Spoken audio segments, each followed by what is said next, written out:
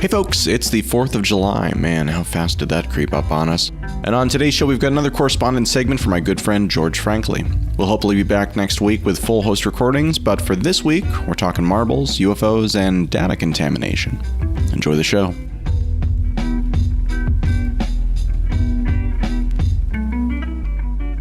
Hello there, I'm George Frankly, and I'd like to talk about how even the best and brightest people can make truly stupid decisions and terrible predictions, and what we can learn from them. This is Dare to be Stupid. This time on Dare to be Stupid, the information disease, or the flying saucer and the marble jar.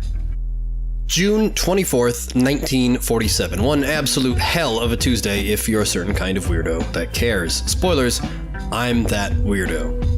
June 24th, 1947 was the first day of the age of the flying saucer.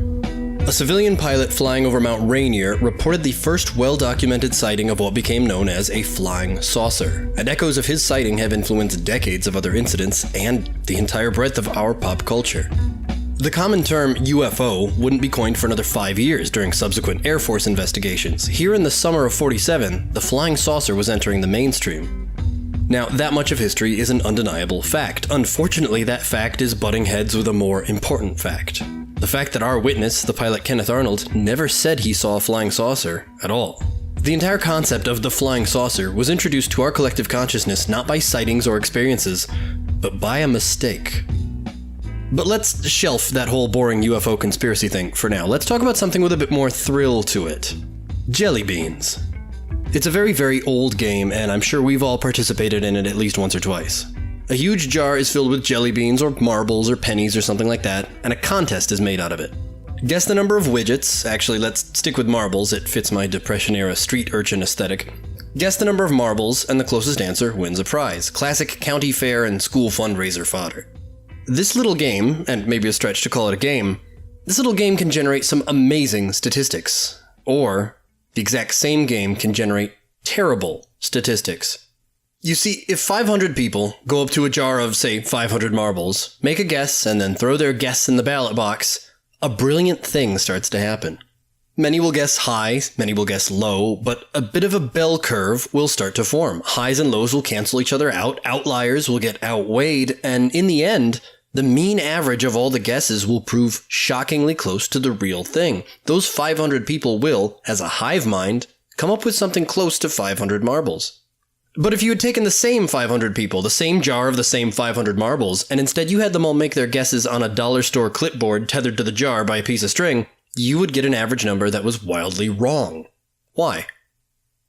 In that second example, the number inevitably skews off in seemingly random directions. Rather than a comfortable few deviations away from your target of 500 marbles, it would soar higher or plummet lower by wide margins, all because you bought cheap office supplies. Or as you may have already guessed, because you tainted the data pool during collection.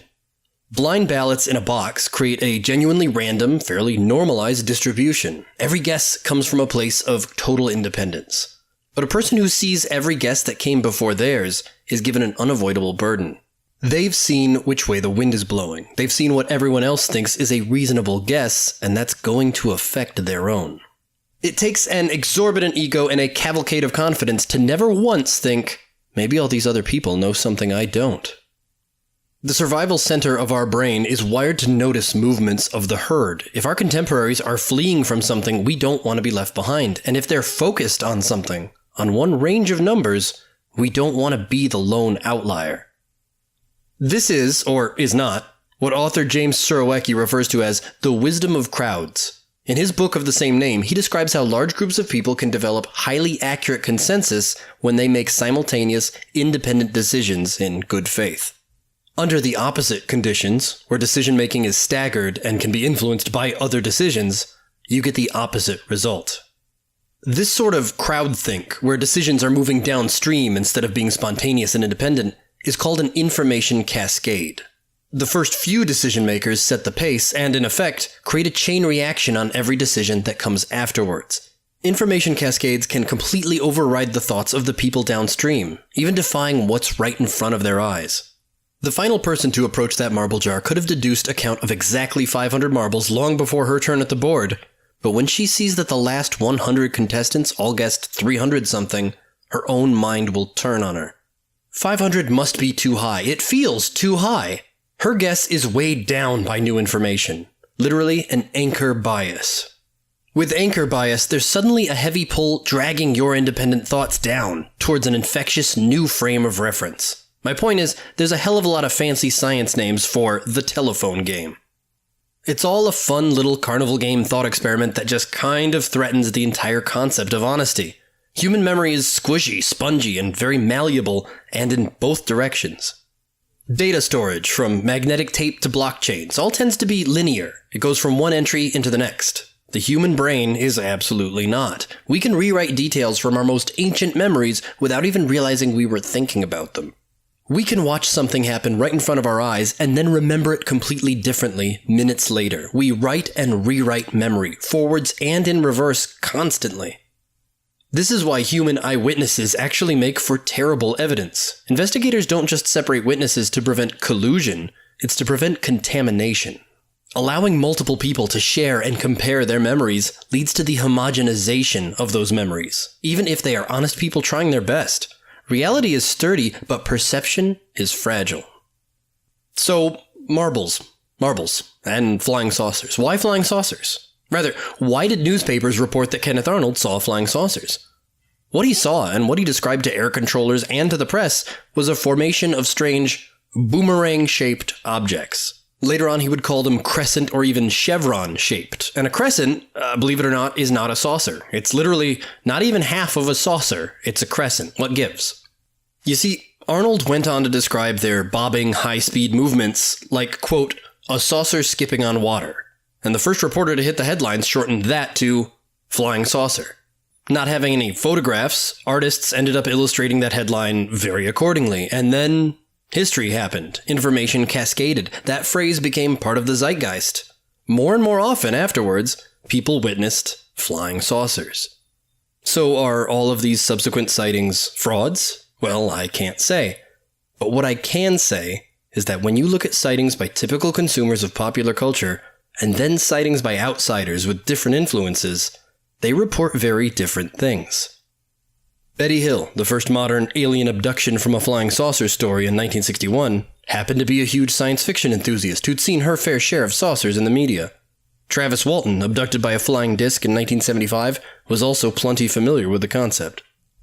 But years before Arnold saw his boomerangs, Air Force pilots of World War II saw plenty of UFOs, and they weren't saucers. Nicknamed Foo Fighters, these objects were sighted numerous times, but were described as flying spheres or balls of light.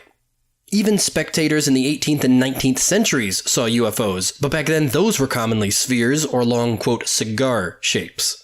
There are even genuine 150-year-old photographs out there of cylindrical mystery airships. Cylindrical, never saucers. So yes, enthusiastic people started seeing saucers after the information cascade reached them. But what about outsiders, the uninfected or just unenthusiastic people? Airline pilots, military officers, and members of law enforcement are all famously reluctant to report strange sightings for fear of their jobs. But when they do, they report things like spheres, pill or capsule shapes, or often dark triangles in the sky, but rarely ever saucers. Maybe the single best case of this occurred in Socorro, New Mexico, 1964. Police officer Lonnie Zamora took a detour to investigate some kind of fireball that came roaring down outside of town. When he approached an overlook, he saw an oval-shaped object on landing legs in a dry creek bed far below him. Two smallish figures in strange clothes were attending to it. He got back in his car to make his way down closer, but then heard the roar again. The oval object rose up on a pillar of fire and disappeared into the sky. By all accounts, Lonnie Zamora had no particular awareness of UFO phenomena. He didn't even seem to understand the massive public interest that was swelling up around his sighting. He was very matter-of-fact about what he saw, reported it, and then asked to be left alone. Air Force investigators would end up finding imprints, burnt sands, and other traces of something that very clearly blasted off from the sands outside of Socorro. Independent of the information cascade, Lonnie Zamora very credibly saw something goddamned weird that day, and it still wasn't a flying saucer. Contagious or contaminated information ties anchors and places shortcuts inside our minds. When our brain sees something vague and blurry and weird, it instantly digs through our lifetime archive of shapes and words to fill in the blanks. And sometimes you can't help what it finds. If you didn't know that everybody else had guessed 200 marbles, maybe you would have counted 500 in the jar right away. If Kenneth Arnold had been familiar with swept-wing jet fighters, which the Air Force revealed only 3 months after his incident, those flying, propellerless boomerangs he saw might have seemed a bit more mundane. And poor Lonnie Zamora had no way of knowing that just out there in the New Mexico desert, NASA was developing and testing the first lunar modules for the Apollo program. Some days we get to see what we really see, and other days we just catch the disease. In the end, we're all doing the best we can with the information we've been given. Thanks for listening. As always, I'd like to remind you that nearly all of my illustrious job titles come with the prefix armchair. If you're an expert and you're hearing me get something wrong, I'd like to hear from you. Thanks for that illuminating look. If you have any feedback for George, send me an email at adam@speakingofbitcoin.show and I'll make sure he gets it. And until next time, thanks for listening.